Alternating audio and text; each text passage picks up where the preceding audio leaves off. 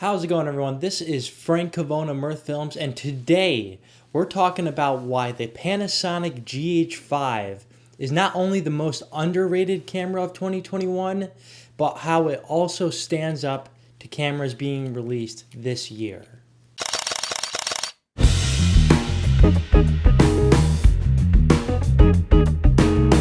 First off, I want to talk about its photo capabilities. While it may not be a full-frame sensor camera like a Sony, Canon, Nikon, it does have a lot of resolution packed into that micro four thirds sensor. For 20.3 megapixels, it gets the job done. You can share your photos on Instagram, Facebook with high resolution, better than your cell phone, and the camera obviously has interchangeable lenses. I do use the Panasonic GH5 as my second camera body. I completely trust it, and in the past, on the Panasonic GH4, I've brought that camera into real world situations where I'm shooting concerts at Madison Square Garden. I got some of my favorite fish photos through the Panasonic GH4. It's not bad to have a micro four thirds sensor. There is actually a lot of great things that come along with having a sensor that small, which we will talk about as well. Something cool that I love about this camera also is that it has a multiple exposure mode. So I can take double exposure photos right within the body of this camera, and that's something that the Sony A7 III, A7R4, A7R3, all of the Sonys from 3 up cannot do. And that just goes to show you that Panasonic really is paying attention to everything that goes along with this camera on the photo side of things and not just the video side of things. Another reason why I think this camera is very underrated is that it does have a full-size HDMI port, and that's something you'll see on a lot of the higher end full frame cameras, but most cameras only have an HDMI micro or mini, and mostly it's micro. And I gotta be honest, with doing a lot of live streaming,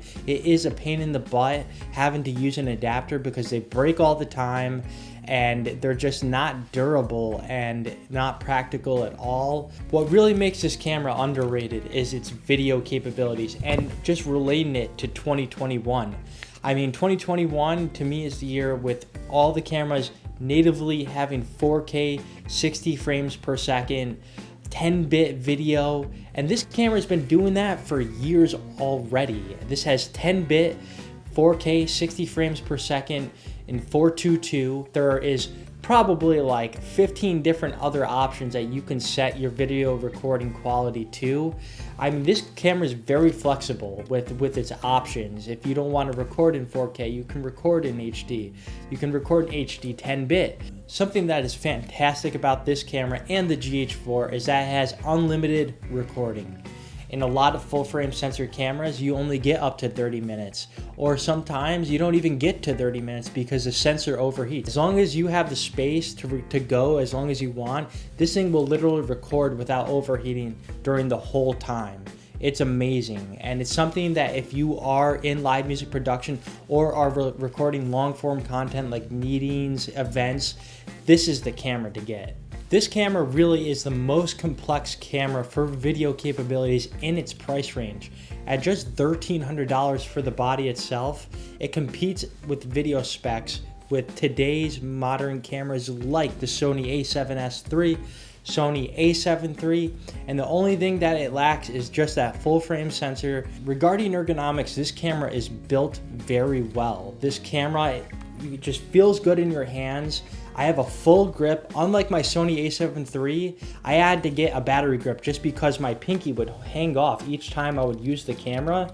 But with this, it feels like I'm using an actual DSLR. I love the way it's built. The camera itself is labeled as freeze-proof, and you can use it in temperatures as low as 10 degrees. I've even used it in colder climates up here in the Adirondacks.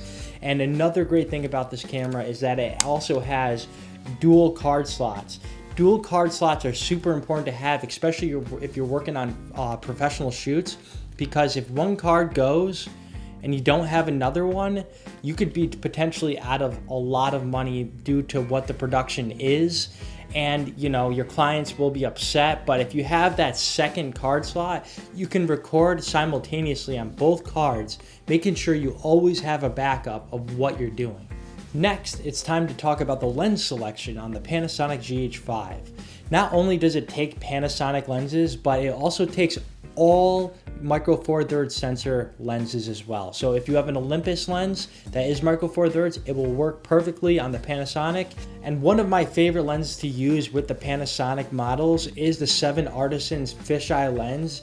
It's a f2.8 on the micro four thirds itself. It ends up equaling to somewhere around a 4.6 if you want to go based on the 35mm full frame sensor, but it lets in light so well, and just for like around $130, this lens is magic. Another lens that I suggest getting if you are investing in the Panasonic GH4, GH5 lineup is the Panasonic 25mm f1.7. It is the best lens for your buck because not only is it only $125, but it also gives you that bokeh that you're looking for that you can get and achieve on the full frame cameras. I love the lens. I use it when I'm doing interviews, and I feel really confident that it gives a professional look that matches my Blackmagic Pocket Cinema, my Sony a7 III. Another great thing about living in 2021 is lens adapters. I can actually adapt my Canon EF glass right to the Panasonic GH5. Something that I didn't know with adapting a full frame lens to a micro four thirds sensor camera is that you actually gain more control with your light. You get more range in your f-stop, and where this Canon Nifty 50 f1.8 is usually a solid 1.8 on my Sony a7 III, it actually drops to an f1.3, which is incredible, which means that you're getting an f2.6 deep bokeh image on your Panasonic GH5. Wrapping up the lens selection part of this video, this camera has a wide flexibility of what you're able to use on its mount. And to be honest, it makes me feel a lot better about buying this camera because knowing that I can use the same lenses universally on all of my cameras and not have to invest in another lens system if I don't want to is just amazing, because at the end of the day, camera gear is expensive. You got to save money where you can, and having these adapters really make everything so much easier.